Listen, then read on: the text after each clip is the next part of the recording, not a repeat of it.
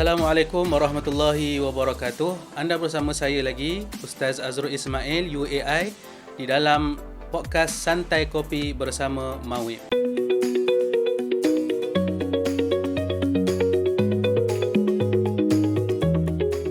Dan pada hari ini saya bersama dengan tetamu yang cukup istimewa, Al-Fadhil Ustaz Muhammad Izham bin Baharom daripada Majlis Agama Islam Wilayah Persekutuan. Apa khabar Ustaz? Alhamdulillah. Nampak hari ni kita boleh santai bersama minum kopi kot? InsyaAllah boleh. Alhamdulillah. Jadi untuk yang pertamanya, hari ini kita nak bincangkan berkaitan dengan permohonan ataupun asnaf yang biasa dihadapi. Dan sudah tentu Ustaz Izham adalah orang yang selayaknya. Cuba berikan pengenalan buat diri Ustaz dan apakah peranan Ustaz sebenarnya di Mawib.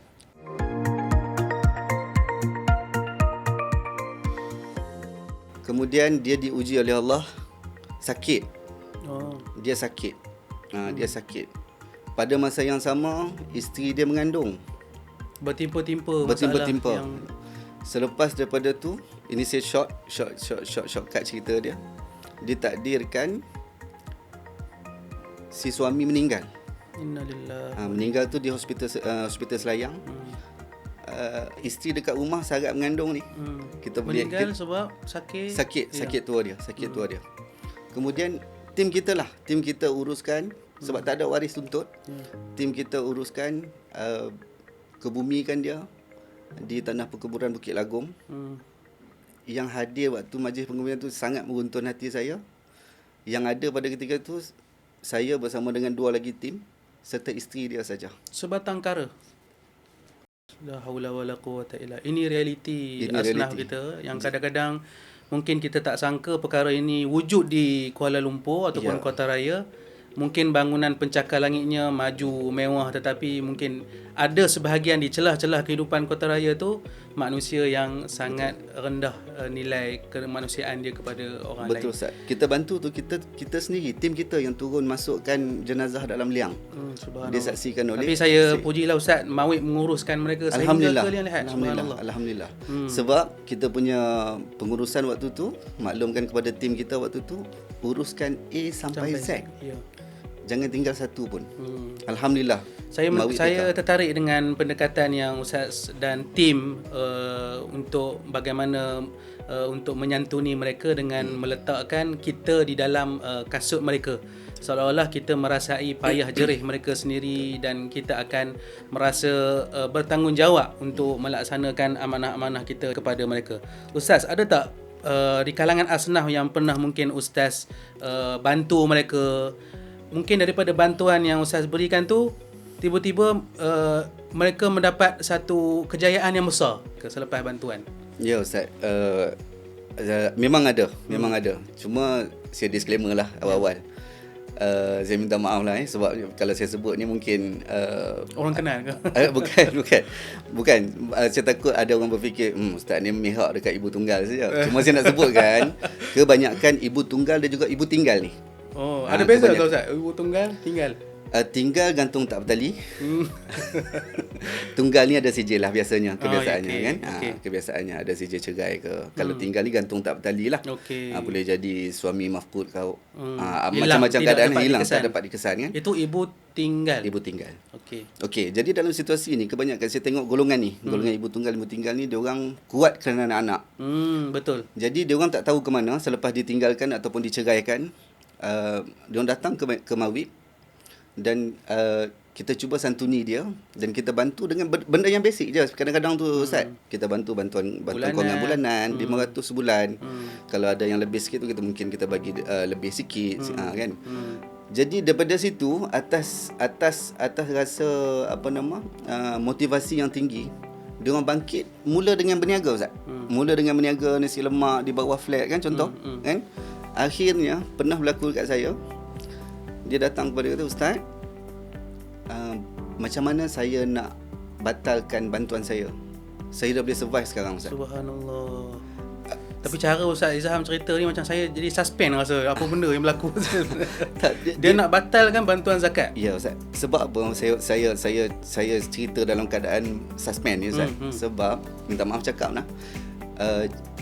jarang-jarang sekali, kira rare lah apabila penerima ni dia datang kepada kita, dia tanya macam mana kami nak batalkan bantuan kami sebab kami dah boleh survive. Biasa bila dah dapat dia orang nak berterusan lah.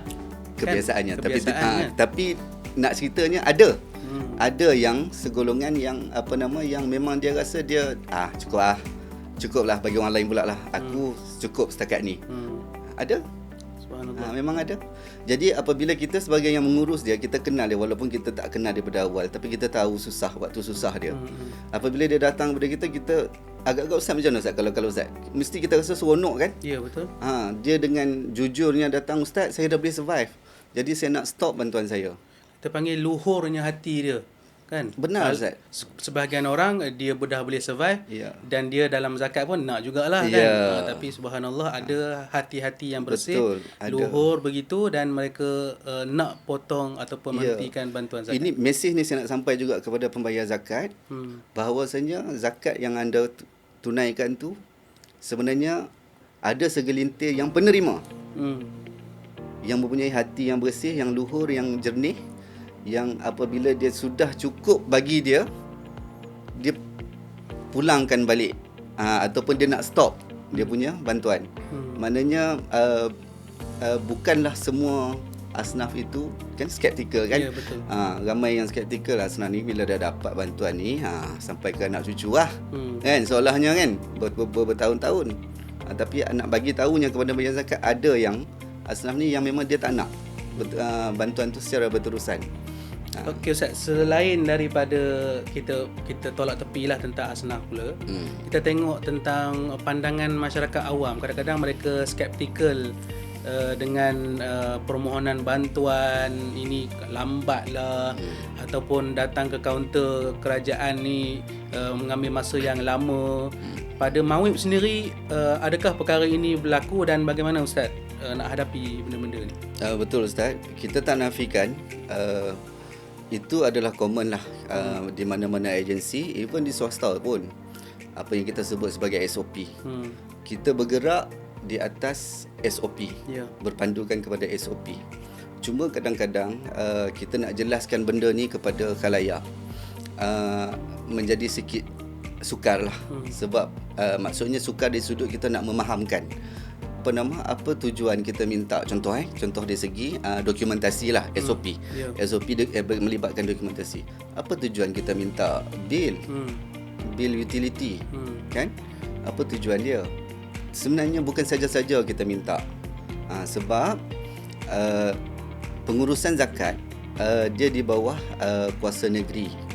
Jadi semestinya lah DKL dia akan fokus kepada rakyat DKL, penerima DKL. Begitu juga di negeri-negeri lain. So di situ dah ada persempadanan. Jadi apa yang kita boleh buat penilaian untuk nak tentukan persempadanan ni, melainkan tidak sama ada bil utility, kena lampirkan dokumen. Dia lebih kepada saya lihat semak dan imbang lah. Yes. Supaya dia lebih telus dan sampai kepada target yang perlu diberikan zakat tersebut. Betul. Di sini juga itu mengapa disebut bil utility lah. Ada juga yang petikai kenapa bila saya bagi akuan sumpah Mawib asyik reject saja. Akuan sumpah pendapatan kan? Yelah. Sebab kita itu penilaian di segi pendapatan, kita ambil kira payslip ataupun akuan sumpah pendapatan bagi yang bekerja sendiri. Jadi dia orang komplain, kenapa bila saya hantar akuan sumpah je asyik reject je Mawib. Ya, bila kita selidik Ustaz, kita tengok, kita compare dalam kita punya prosedur siasatan kita dah tengok dah. Antara salah satu soalan yang kita tanya adalah status kediaman. Sewa ke, rumah sendiri ke, berbayar ke tidak berbayar kan. Apabila di status kediaman tu dia nyatakan dia menyewa dengan kadar 1,300 sebulan contoh. Tiba-tiba dalam akuan sumpah dia mention pendapatan dia tidak tetap, lebih kurang 800 sebulan. Tak tally lah Ustaz. So di pihak kita yang mengurus ni question mark yang besar Ustaz. Ya, betul. Question mark yang besar. Jadi that's why saya kata suka kita ingatkan di sini kita bukan nak susahkan. Tak, kita tak susahkan. Kita tak nak susahkan dan kita harapkan pengisytiharan tu biarlah telus, biar jelas supaya benda tu jadi smooth. Tidak ada pertikaian. Kalau kata ada hak kita, maka akan dapatlah bantuan tu kan. Yang penting Yang penting ikhlas, benar, declare benda yang benar. Betul. Jangan sampai nampak macam Terlampau gap fishy orang kata. Terlalu something fishy lah kan. Gitu maksudnya Ustaz. Okey Ustaz, yang terakhirnya saya beri peluang pada Ustaz, mungkin nak berikan apa harapan Ustaz kepada masyarakat di luar sana, mungkin kepada pembayar zakat, bahawasanya kita Majlis Agama Islam Wilayah Persekutuan sememangnya memberikan zakat dengan sepenuh jiwa raga kita, dengan telus dan sebagainya. Mungkin ada sesuatu yang Ustaz ingin harapan Ustaz. Okey Ustaz. Pada saya suka saya nak sebutkan di sini jugalah bahawasanya pengurusan zakat. Pengurusan zakat ni kita jangan tengok di Mawib sajalah, maksudnya yang apa nama? Caterer zakat kan, pengurus zakat saja. Kita tengok zakat ni dalam satu bentuk ekosistem. Okey, ekosistem. Pembayar dia wajib tunaikan zakat. Itu dah termaktub tanggungjawab dia. Penerima ataupun asnaf ini adalah mereka yang mustahik, yang berhak untuk terima zakat. Di mana ekosistem itu berlaku? Apabila pembayar menunaikan tanggungjawab yang diperintahkan oleh Allah, manakala mustahik tadi akan menerima zakat dan seterusnya dia mendoakan kepada pembayar tadi. Zakat. Kita di Mawib ni kita sebagai perantara saja. Apabila ekosistem ni berlaku dengan cantik, maka yang pembayar zakat akan diberi, mudah-mudahan Allah beri kekayaan yang melimpah ruah dan seterusnya boleh menyumbang lebih banyak zakat, dan begitulah kitarannya sampailah bila-bila. What you give you will get back. Yes. Betul, okay. Alhamdulillah, terima kasih untuk Fadil Ustaz Izham Baharom atas perkongsian yang saya kira sangat menarik, sebenarnya menjentik jiwa kita semua di dalam kita terus membantu para asnaf di wilayah persekutuan. Dan saya ucapkan terima kasih lagi Ustaz Izham. Nanti kita boleh kongsi lagi dengan pelbagai kisah-kisah. Tadi banyak kisah yang menyedihkan, kita mungkin ada kisah yang melucukan mungkin kita boleh kongsikan nanti. Dan sekian itu saja untuk sesi podcast santai kopi bersama Mawib, dan kita akan jumpa pada pertemuan yang lain. Assalamualaikum warahmatullahi wabarakatuh.